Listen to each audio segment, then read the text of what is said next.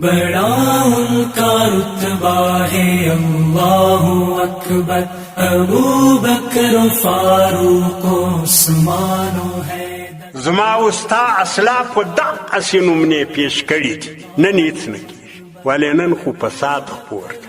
څرنګه حکومت و د هغه حکومت بعضې نومنې ما په نورو ځایو کې هم درته ویلي دي چې د شام څخه والي د حضرت عمر رضی الله عنه راغی. هغه صحابي چې کوم صحابي والي د نوم یې ما د ذهنه وتلی دی، حضرت عمر رضی الله عنه د 6 کال په دا وخت کې مقرر کړي ویلېږي شام کال چې پر کېدی حضرت عمر رضی الله عنه خط پسې ورولېږئ چې تیار یې دارالخلافې ته حاضر سه، ما ته د خپلو خدمتو حساب راکړه. دا سیرت کې قصه کوي دغه والي صاحب چې چیرې په شام کې والي و. شام په هغه وخت کې ډېر زرخیزه ځای و، ډېر ښه زراعت یې درلودی، پرمختللی صنعت یې درلودی. والي صاحب له هغه ځایه څخه رارئیسی راځي دا دارالخلافې ته. د ده و د دارالخلافې تر مابین د یوې میاشتې مزل د ده پښو، له هغه ځایه په پښو رارئیسي. یوه لکړه ورځخه ده، یوه کوزه ده چې دی چیرې اودس پکوي، یو څه خرچه مرچه نو وچه ډوډۍ یې په څادر پورې تړلې د کار شی د خدا ده به دا چورت ولیسي نور زه رسېږم.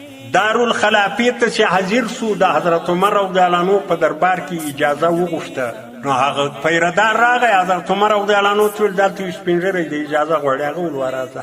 دی چې راغی حضرت عمر رضی الله عنه مشغول دی په یو کار باندې. دی هلته دیواله ته کښېنستی، کوزه یې ورته کښېښوله، کړی یې ورته کښېښوله، ستړی دی ډېر، یوه میاشت مزل یې کړی. حضرت عمر رضی الله عنه چې فارغه سو ده ته یې وکاته، وایي کاکو ستا څه کار و؟ نه یې وپېژندی.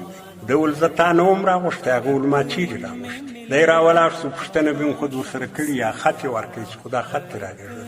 هغه ویل ته پلانه یې؟ ده ویل نو د الله بنده خو له پېژندلو وتلی، دونه ډنګر، دونه خیرن، دونه در بدره. دا ولې پر 62 له دې ځایه تلې خو ښه برابر وي. نو ده ورته وویل چې وجه خو دا وه زه چې دلې وم والي نه وم، ما تجارت کاوه، روپۍ مې درلودې، ښه ښه کالي به مې اغوستو، ډوډۍ موډۍ مې هم ښه ډوډۍ خوړنه، خود چاغ وم. دورې چې ولاړم خو د مسلمانانو خدمت ته نه تجارت ته نه شی سته، یو وچه ګوله کله پیدا کړې کله نه پیدا کړې. او بیا چې له هغه ځایه رارئیسوی یم، یوه میاشت مزل مې په پښو کړی، د کالي مې هم خیرن سوي دي. دغه یوه کوزه راسره دی، ځای به مې اودس پکاوه، یوه مې دا لکړه نورې شیخ دا والي عبدالرحمن عزیزي ته نن راسه زما وستا والي ته چې په هغه آن باندې علا باران پر کاوه. خو دغسې مسلمانان حضرت عمر رضی الله عنه علا ته دې حمد وي چې زه ستا پر مقرري نه یم خطا سوی. دغه سړی مې غوښتی، بیا یې ورته وویل چې روپۍ دې راوړي دي که دې نه دي راوړي؟ هغه ویل روپۍ د څه شي وي؟ ولې هلته چې تا زکاتونه ټولول، بعضې جزیې به دې ټولولې، مالیه به دې ټولوله، حکومت خو عیادات لري، هغه دې څه؟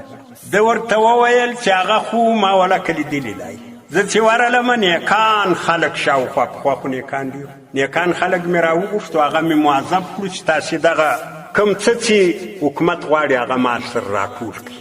بیا د یا مال راټول کړی و، نو یا لږ و یا ډېر ما نه دی لیدلی، دی ولا خو م راټول کړو، مال د دې علاقې پر مسکینانو یې وویشي، هغه هغو خلکو ویشلی ده، ما نه دی لیدلی.